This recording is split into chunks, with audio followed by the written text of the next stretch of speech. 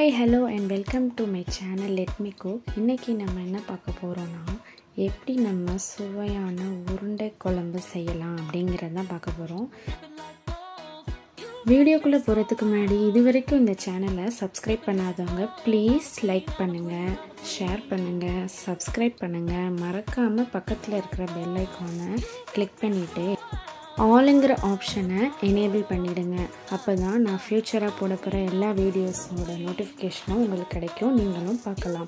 So வாங்க என்னென்ன தேவையான பொருட்கள் அப்படிங்கிறத பார்க்கலாம். கடலைப்பருப்பு 1 கப், துவரம்பருப்பு 3/4 கப், அதாவது கடலைப்பருப்போட கொஞ்சம் கம்மியாக எடுத்துக்கணும். ரெண்டையும் நான் அரை மணி நேரம் நல்லா ஊற வச்சு எடுத்து வச்சுருக்கேன். 2 பெரிய வெங்காயம், 1 பச்சை மிளகாய்,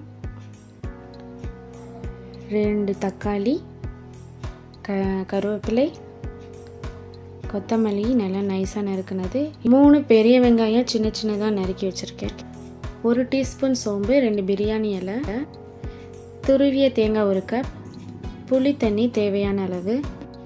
இப்போ நம்ம பருப்பு உருண்டை செய்கிறதுக்காக நம்ம ஊற வச்ச கடலைப்பருப்பும் துவரம்பருப்பையும் நம்ம ஜாரில் எடுத்துக்கலாம்.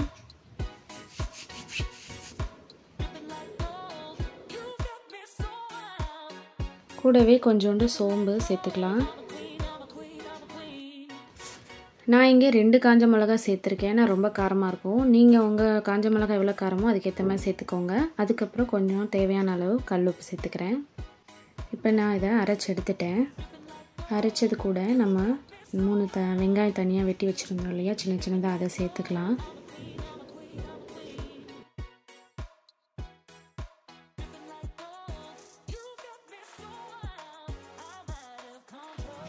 துருவிய தேங்காயும் சேர்த்துக்கலாம். அப்புறம் கொத்தமல்லியும் சேர்த்துக்கலாம். எல்லாத்தையும் சேர்த்து நல்லா பிசைஞ்சிக்கலாம், மிக்ஸ் பண்ணிக்கலாம். இதில் எந்த தண்ணியும் நீங்கள் ஆட் பண்ண தேவையில்லை, அப்படியே நீங்கள் மிக்ஸ் பண்ணிக்கணும். அப்போ தான் உருண்டை பிடிக்க நமக்கு ஈஸியாக இருக்கும். சின்ன சின்ன உருண்டையாக நம்ம இதை பிடிச்சி வச்சுக்கலாம். இப்போ கடாய் ஹீட் ஆகிடுச்சு, நம்ம தாளிக்க ஆரம்பிக்கணும். எண்ணெய் ஊற்றிட்டு எண்ணெய் காஞ்சோடனே சோம்பு, இலை இதெல்லாம் போட்டு நல்லா வதக்கிட்டு கருவேப்பிலை போட்டு நல்லா வதக்கிக்கலாம். வெங்காயம் பச்சை மிளகாயும் சேர்த்துக்கலாம், நல்லா வதக்கணும்.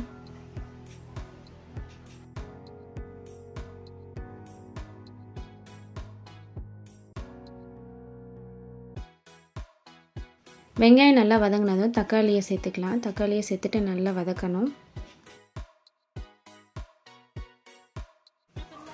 உப்பு சேர்த்துக்கலாம், தேவையான அளவு உப்பு சேர்த்துக்கோங்க. மஞ்சள்தூளும் சேர்த்துக்கோங்க. சேர்த்துட்டு நல்லா வதக்கணும்.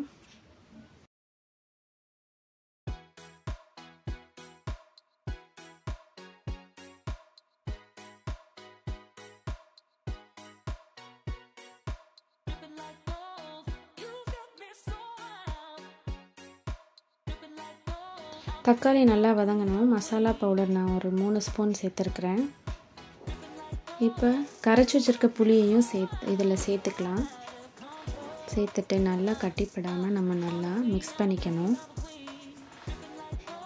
தேவையான அளவு நம்ம தண்ணியும் எவ்வளோ தேவையோ அது இப்போவே சேர்த்துட்டு நல்லா மிக்ஸ் பண்ணிடணும்.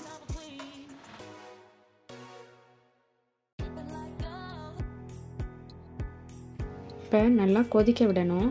நல்லா கொதிக்கட்டும். இப்போ நல்லா கொதிச்சிடுச்சு. ஒரு 2 நிமிஷம் ஆனோடனே நம்ம இப்போ உருண்டைகளை பிடிச்சி வச்சுருக்கோம் இல்லையா, அதை ஒன்று ஒன்றா போடணும். நான் கையிலே போடலாம், நான் இங்கே கரண்டி யூஸ் பண்ணி உங்களுக்கு காட்டுறேன். தள்ளி தள்ளி போடணும், ஒன்று மேலே ஒன்று போட வேணாம்.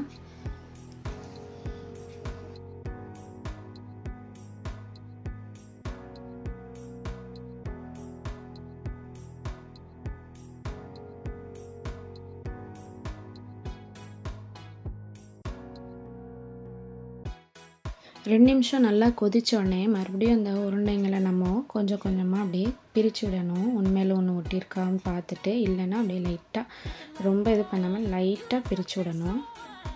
இப்போ நல்லா கொதிக்கட்டும். ஒரு 10 மினிட்ஸ் நல்லா குக் ஆகணும். நம்ம வெயிட் பண்ணலாம். 10 மினிட்ஸில் நல்லா குக் ஆகிடும். 10 நிமிஷம் கழித்து பார்த்தோன்னா நல்லா அருமையாக குக் ஆகிருக்கும். நீங்கள் பார்த்தீங்கன்னா டிஃப்ரென்ஸ் நல்லாவே தெரியும். எல்லா உருண்டைகளும் மேலே வந்து மிதக்க ஆரம்பிக்கும். ஸோ அதான் நம்மளோட உருண்டை குழம்பு ரெடி ஆயிடுச்சு. இப்போ நம்ம கொத்தமல்லி தூவி இறக்கிடலாம்.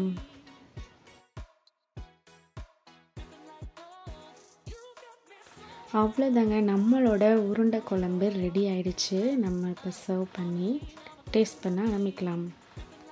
நீங்களும் இதை ட்ரை பண்ணி பாருங்கள். ட்ரை பண்ணிவிட்டு எப்படி இருந்ததுன்னு எனக்கு கமெண்ட் பாக்ஸில் சொல்லுங்கள். நெக்ஸ்ட் வீடியோவில் மீட் பண்ணுறேன். பாய் பாய்.